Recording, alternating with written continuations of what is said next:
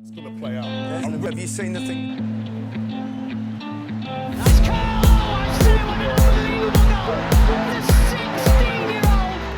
Cristiano Ronaldo আর Lionel Messi বিশ্ব ফুটবলের সবচাইতে বড় দুই বিজ্ঞাপন। তবে সময় যে থেমে থাকে না। ফুটবল যেমন খেলা তেমনই এটা এক বিশাল অর্থনৈতিক বাজার। এই বাজারে সবচাইতে বড় দুই মুখ রোনালদো ও মেসি এখন অস্ত যাবার পথে। এই দুই সূর্য ডুবে গেলে কি হবে বিশ্ব ফুটবলের? ফুটবলের নিয়ন্ত্রক সংস্থা ফিফা হয়তোবা এই ভাবনায় আছে অনেক দিন ধরেই। মেসি রোনালদোর সমসাময়িক অনেকেই আলো ছড়িয়েছেন, কিন্তু সেই আলোর ছটা ছিল অল্প সময়ের জন্য।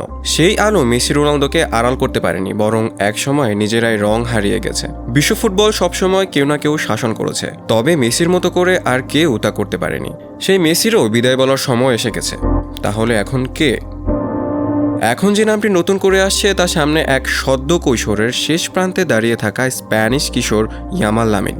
এবারের ইউরোতে হুলস্থুল বাদিয়ে দিয়েছে এই স্প্যানিশ কিশোর। মাত্র 16 বছর বয়সে সে তাক লাগিয়ে দিয়েছে গোটা ফুটবল বিশ্বকে। গত বছরের এপ্রিলে মাত্র 15 বছর 290 দিন বয়সে বার্সার সবচেয়ে কম বয়সী খেলোয়াড় হিসেবে লা লিগায় অভিষেক হয় ইয়ামালের। তখন বোঝা গিয়েছিল সর্বকনিষ্ঠ ফুটবলারের আরও অনেক কীর্তিতে নাম উঠতে যাচ্ছে তার। মাত্র 5 মাসের ব্যবধানে 4টি কীর্তি গড়াও হয়ে গেছে। এ শতাব্দীতে সবচেয়ে কম বয়সী খেলোয়াড় হিসেবে লা লিগায় কোনো ম্যাচের শুরুর একাদশে থাকা লা লিগা ইতিহাসের সর্বকনিষ্ঠ গোলদাতা, স্পেনের সবচেয়ে কম বয়সী খেলোয়াড় হিসেবে অভিষেক এবং স্পেনের সর্বকনিষ্ঠ গোলদাতা। ফুটবলে তার অভিষেকই হয়েছিল রেকর্ড করে।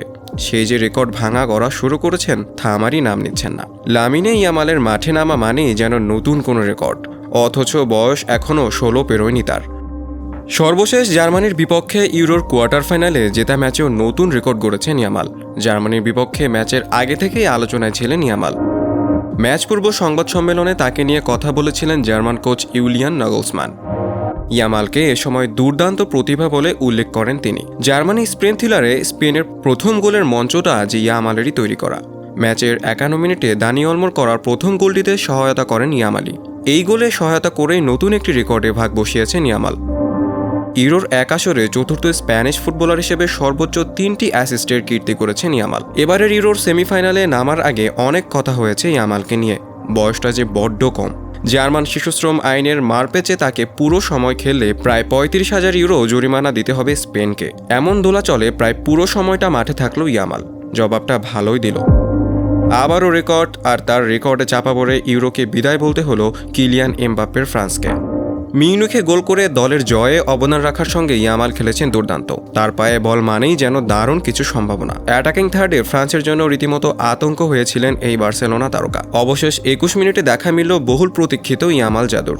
টুর্নামেন্ট জুড়ে দুর্দান্ত খেললেও গোল পাওয়া যাচ্ছিল না ইয়ামালের। সেমিফাইনালের মঞ্চটাকে নিজের করে নিতেই যেন সবাইকে অপেক্ষায় রেখেছিলেন এই কিশোর। 25 মিটার দূর থেকেই 4 ডিফেন্ডারকে হতভম্ব করে অবিশ্বাস্য এক শটে বাঁ পাশের ওপরের কোণা দিয়ে বল জালে জড়ান ইয়ামাল। অনেক দিন মনে রাখার মতো এক গোল বটে। এই গোলে ইউরোতে নতুন এক ইতিহাসও লিখলেন 16 বছর বয়সী এই উইঙ্গার। ইয়ামালি এখন ইউরোতে 16 বছরের বয়সে গোল করা একমাত্র ফুটবলার। পাশাপাশি এই গোলে ইউরো ও বিশ্বকাপ মিলিয়ে সর্বকনিষ্ঠ গোলদাতা হলেন ইয়ামাল। এর আগে 1958 বিশ্বকাপে 17 বছর 239 দিনে গোল করেছিলেন ব্রাজিলিয়ান ফুটবলার সম্রাট পেলে। বিশ্ব ফুটবলের নতুন এক জাদুকরের আগমনী বার্তাই যেন দিয়ে রাখল স্পেনের বিস্ময় লামিন ইয়ামাল।